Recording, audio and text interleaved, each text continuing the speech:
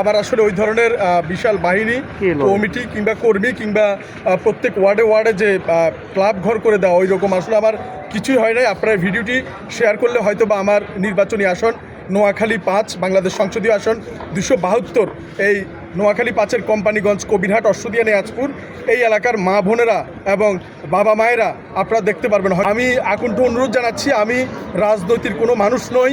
আমি বিএনপি, আওয়ামী লীগ, জামাত, জাসদ, বাসদ, এনসিপি কোনো দল করি না, কোনো দলের পক্ষেও না এবং কোনোদিন মৃত্যু পর্যন্ত কোনো দলও করব না। আমি স্বেচ্ছায় আমার সর্বোচ্চটুকু দিয়ে এই সংসদ পর্যন্ত এই মানুষগুলোকে টেনে নিয়ে যাওয়ার জন্য আমার এই ব্যক্তয়। জনগণের ট্যাক্সের টাকায় কোনো নেতার নামে গুণগান করার জন্য আমি আসি নাই। শুধুমাত্র আল্লাহর উপরে শ্রদ্ধাশীল হয়ে আল্লাহকে স্মরণ রেখে মহান সংসদে এই না বলা মানুষগুলোর কথা তুলে ধরার জন্য চেষ্টা করেছি।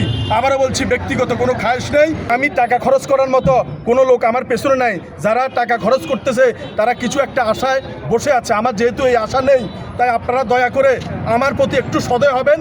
আমি যদি জিতে যাই, বাংলাদেশের সকল নিঃস্ব অসহায় বেওয়ারিশ মানুষরা জিতে যাবে। এটাই শেষ চেষ্টা, এটাই শেষ প্রচেষ্টা। আপনারা একটু এই তথ্যগুলো আপনাদের বাড়ি বাড়ি দয়া করে পৌঁছে দিন।